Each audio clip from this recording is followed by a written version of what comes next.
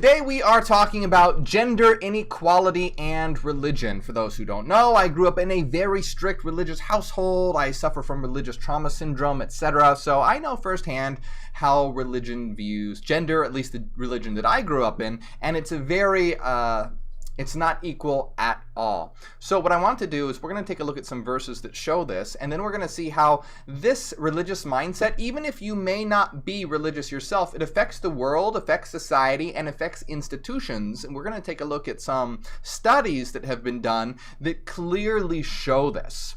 And let's bring up right away, I want to show you a couple verses here, and I want to emphasize that this is coming from the New Testament, because whenever I show verses in the Bible that are terrible, people always go, oh, that's the Old Testament. Jesus came and abolished the old law. Well, this is from the New Testament, so no copping out with that. Anyway, let's take a look here at what 1 Timothy 2:12 says.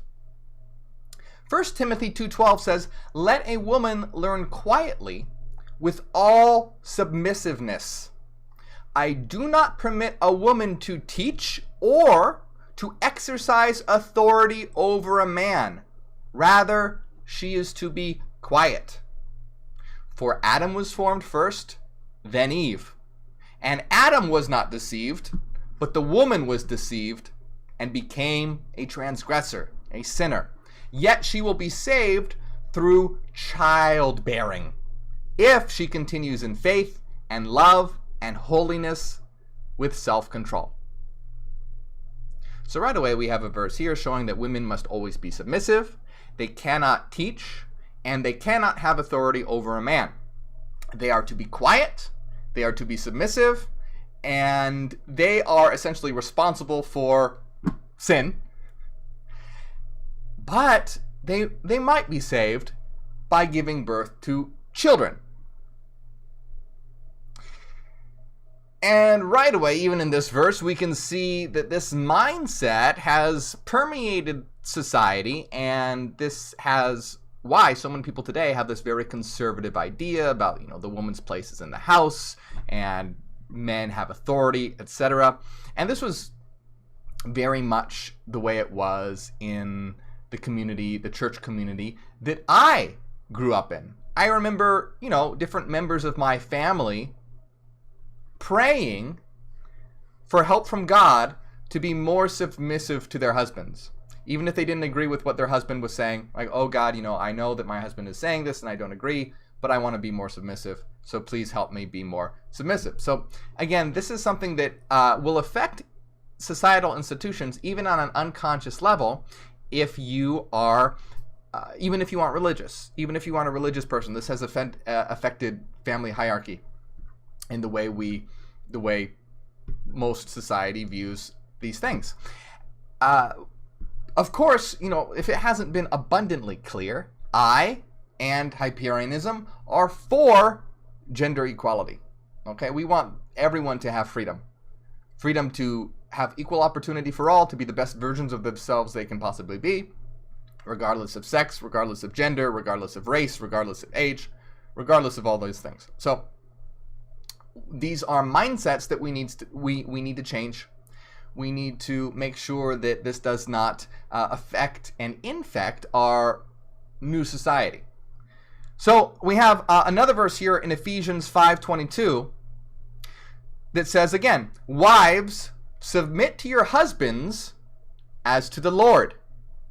So just like you submit to the Lord, submit to your husbands. "For the husband is the head of the wife, even as Christ is the head of the church, his body, and is himself its Savior. Now, as the church submits to Christ, so also wives should submit in everything to their husbands." So just like the church should submit to God, in the same way, wives should submit to their husbands in everything. Again, awful mindset. Terrible. Absolutely terrible. Continuing in 1 Peter 3:1 through 22. And these are all very, very similar, but just emphasizing that this is not a one-off thing, it's a common theme. Likewise, wives, be subject to your husbands, so that even if some don't obey the word, they might be won without a word by the conduct of their wives when they see your respectful and pure conduct. Don't let your adorning be external, the braiding of hair and putting on of gold jewelry, or the clothing you wear, but let your adorning be the hidden person of the heart, with the imperishable beauty of a gentle and quiet spirit, which is in God's sight is very precious. For this is how the holy women who hoped in God used to adorn themselves, by submitting to their own husbands. So, once again, this is saying submit to your husbands. Also, don't try and look good.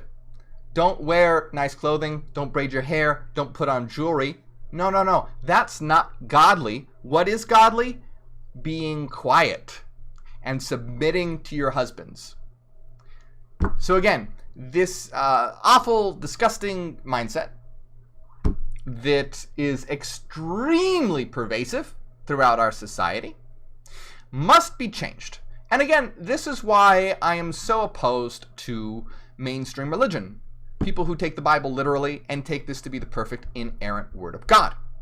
Because this mindset affects society, it affects everyone, and it creates huge inequality. And this is a huge problem and why we have so many issues that we have today. And this is totally unacceptable. If you want to believe in religion, whatever, but you need to take out these, to start with at least, you need to remove all these hateful, unequal, damaging verses that affect everyone. And this affects everyone. It's not like it just affects the people that believe in it.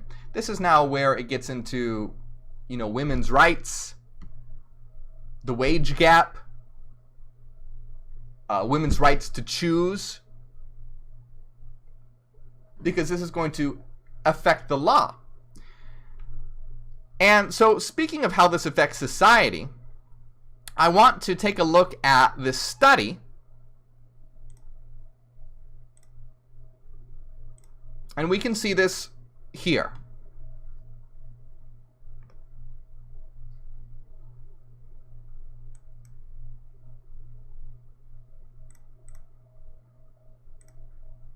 So, new research published in the Academy of Management Journal indicates that religion perpetuates the gender wage gap. The findings provide evidence that men tend to earn significantly more than women in societies with a heightened religiosity. Management researchers have called religion a benign and positive force in business. So because of that, we are seeing these policies that let religion into the workplace, but when you look at the management literature with a fine-tooth comb, there has been no scrutiny of religion and gender attitudes. I think it's a little ironic that we haven't questioned if there could be some negative implications for letting religion into the workplace. I wonder. When you look at verses like this, and then you let that mindset into society and into institutions, what do you think is going to happen? From their research, Sitzman and her colleague examined data from the Human Development Report, Gallup Incorporated, and other sources, and this allowed them to analyze not only the relationship between the gender wage gap and religiosity in 140 countries, but also test for potential mechanisms behind the relationship. So, the researchers also specifically examined the situation in the United States using data from Gallup and the Status of Women in the States report. They found that the gender wage gap tended to be greater in more religious countries and in more religious states within the United States. The collective mentality towards sexuality, the ability of women to attain power, remember the verses we just read about how women cannot have authority over men, and the differentiation of social roles for men and women help to explain the relationship. So listen to this. In nations where more than 95% or more people said religion was important in their daily lives, such as Pakistan and the Philippines, women earned around 46% as much as men. But in countries where fewer than 20% of people said religion was important to them, like Sweden, women averaged around 75% of men's wages. And this effect held true for all major religions, and it didn't matter if most believers in a country were Jewish, Christian, Muslim, Buddhist, Hindu, or adherents to a folk religion. The wage gap was still greater in countries where religion played a major role in daily life. The gender gap is projected. Okay, now this is listen to this. This is so important. The gender gap is projected to vanish in 28 years in most secular states. So there is a wage gap disparity. Men tend to earn more than women.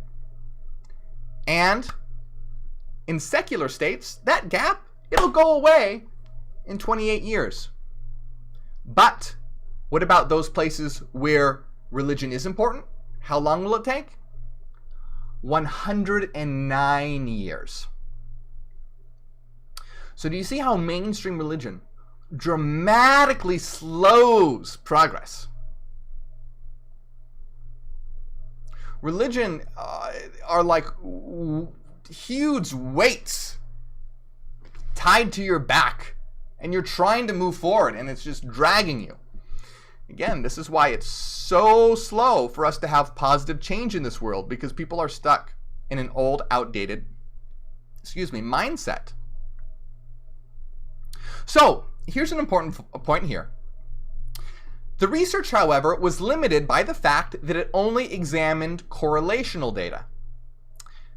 So, what does this mean? Well, we know that correlation does not imply causation. To think so is a fallacy. Now, what does that mean? Correlation does not imply causation. Well, think about it like this. If you are looking at data, and let's say you look and you see in a large city, there's a high crime rate, murders happening all the time. Then you look at data for a small city, and you say that there's a low crime rate, not many murders at all. Now let's say you look at another set of data, and you see in the large city, there are tons of ice cream trucks, and in the small city, there are hardly any ice cream trucks.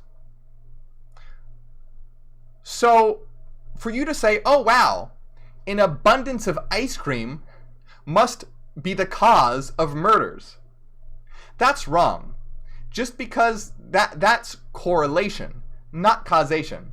Yes, there is more ice cream in the cities with the highest amount of murders, but that doesn't mean that the abundance of ice cream caused the abundance of murders. It just happens to be the case. It correlates. So basically what they're saying here they're saying, does religion actually cause the wage gap? Or is it just correlational data? Does it just happen to be the case? But they went further to check this.